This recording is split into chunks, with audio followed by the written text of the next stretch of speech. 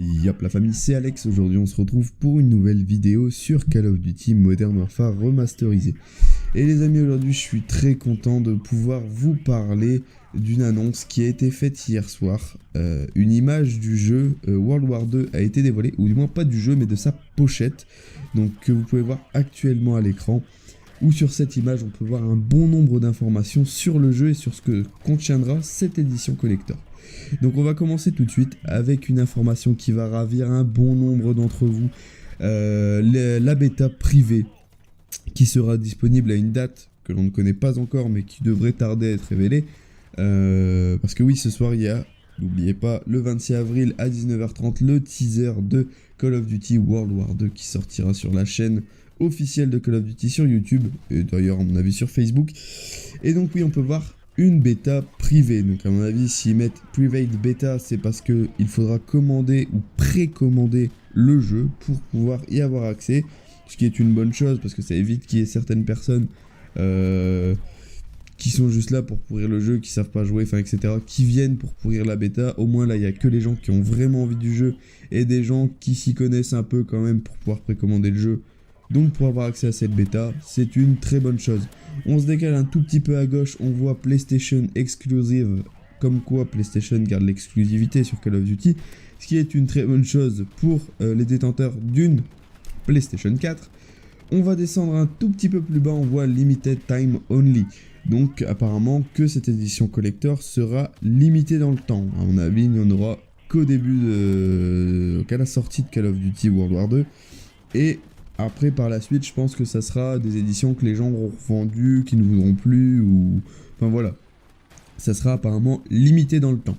On descend un petit peu plus bas, on voit Call of Duty World War 2, et cette édition s'appellera la Pro Edition.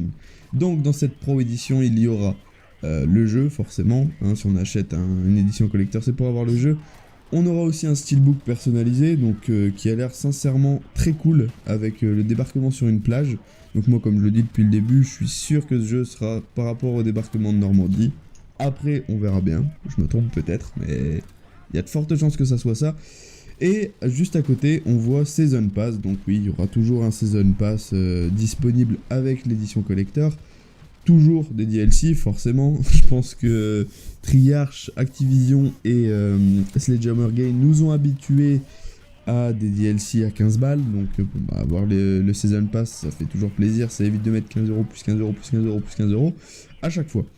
Donc voilà, pour ce qui est de cette petite analyse de ce steelbook, on peut voir en dessous que la date de sortie sera le 3 novembre. Bon, c'est toujours que c'est à cette période-là que sortent les Call of Duty, et la confirmation que Sledgehammer Game sera le producteur de ce jeu.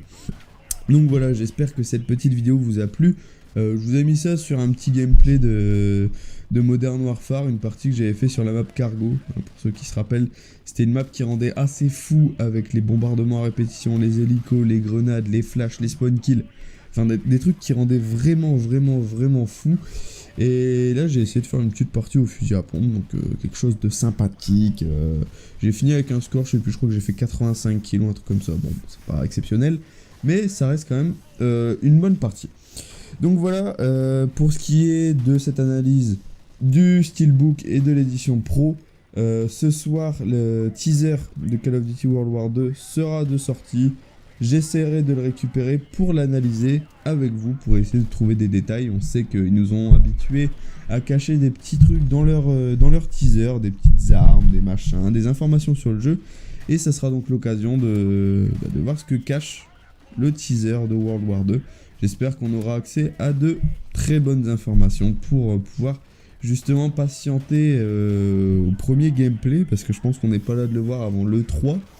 Je pense que des gameplays, ouais, là pour l'instant c'est juste un teaser, c'est juste une petite vidéo à mon avis, voilà, histoire de faire un peu baver les fans et pouvoir faire patienter jusqu'à l'E3, les moments où les premiers gameplays sortiront, où on verra vraiment les premières images du jeu en multijoueur, voire même de la campagne.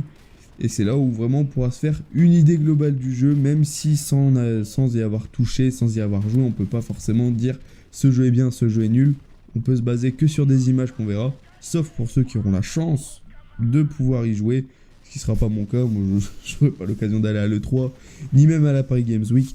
Donc, ceux qui ont la chance d'y jouer, eux pourront se faire une réelle idée du jeu. Mais nous, tant qu'on ne l'aura pas entre les mains, tant qu'on ne l'aura pas acheté, on ne pourra pas se faire une réelle opinion sur le jeu. Donc voilà, j'espère que cette petite vidéo vous a plu. En tout cas, moi, ça m'a fait très plaisir de faire cette vidéo. Je vous souhaite une excellente journée. À très vite pour le teaser. Ciao tout le monde. Bye.